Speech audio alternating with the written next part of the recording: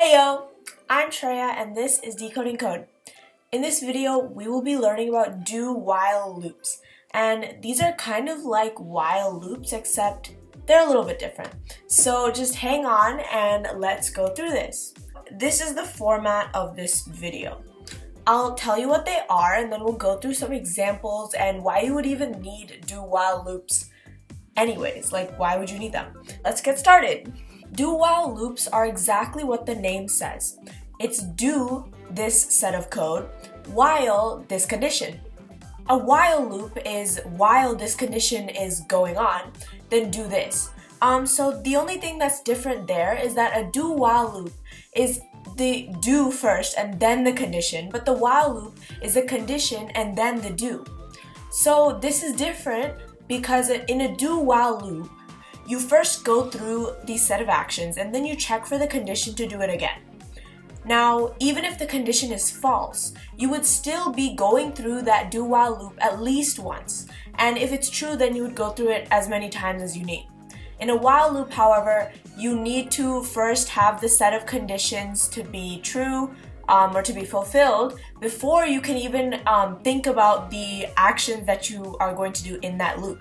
Alright, so where would you even need to use a do-while loop? Why would you need to do something and then think about the conditions? My first example, it's a real life example. So if you have a pet, then you would want to go pet them every once in a while, depending on if your pet likes that or not. But you would first want to go and pet them and then see if they like that. And then if they do like it, then you can go again and pet them.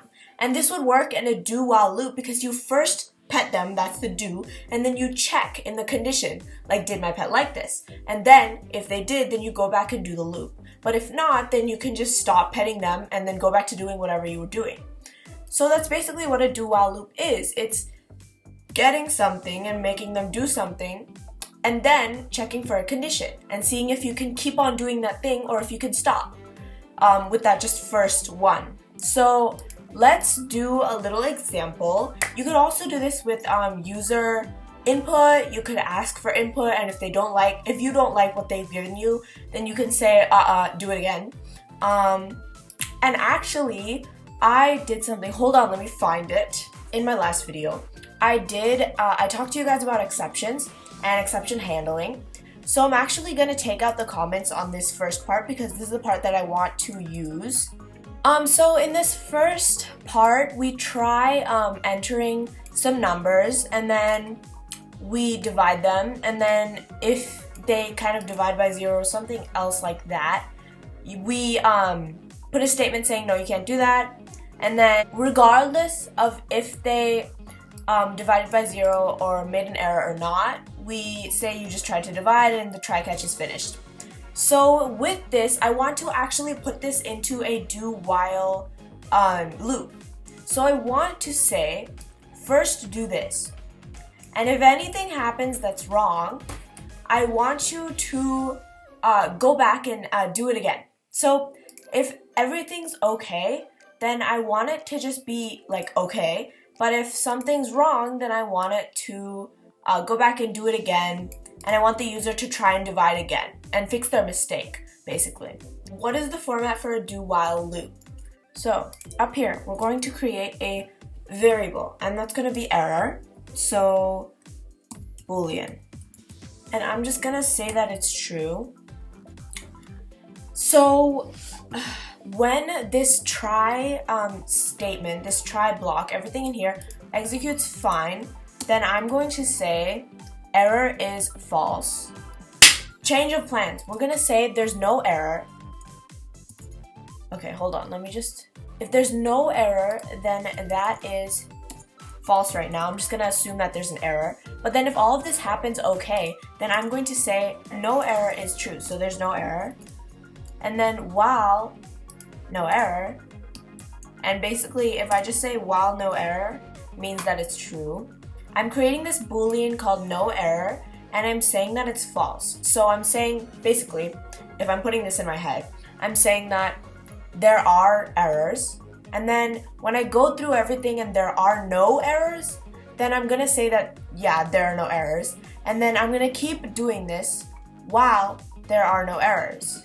Okay, in this case, I would be keep on going while no error is true. So if I kept on going through it and it was okay, then that would be fine, and it would only stop if no error is false, which means that I would have to not go through all of this, which means that there was an error. So basically here I'm stopping when there's an error, but I want to stop when it has executed correctly, if that makes sense. So I'm actually gonna stick this over here. I suppose I should change these falses and trues if I want it to make sense in my head. It really doesn't matter here, but if I want it to make sense in my head, I'm just gonna change this to true, change this to false, while no error is equal to false. So here, I'm saying that no error is actually true. So let's actually, execute this. So if I just take out this finally, no one wants that. Okay, I'm so dumb. Okay, hold on. So I am actually, by using this one equal sign, I'm actually assigning no error to false, which isn't doing anything, which makes the whole thing just a semantic error. So I need to put two equal signs to check if it's false. I am so dumb. Okay, so now let's do this. It should work now. So I'm entering my first number. I'll purposely make a mistake here. Oh, yay! We are entering the number again. And if I divide if I divide 9 by 3, it should put 3 and then stop it. Yay! Yay! That was really cool. Okay, basically what's happening here is that I'm doing this try-catch statement while this no error is false. So I have no error is true, and then if it goes through okay, then no error is true, but if it doesn't, then no error is false. And I keep doing it until no error is true, and then if no error is true, then the whole thing will stop, and no error is only true if the whole thing goes through without being an error. Yay! That was actually a lot to say, but all of that just means that if there is no error, then the loop will stop. And you're basically doing something and then trying to decide if you want to do it again based on this condition. So a while loop is different because it's deciding if you want to do it even in the first place. So I really actually hope you enjoyed this video. I really did enjoy making this video, and I hope you enjoyed it as well. If you did enjoy it, give me a thumbs up please, and subscribe to my channel to help it grow. And comment down below any questions or feedback that you guys might have for me. I will see you guys again next week with a brand new video. Bye!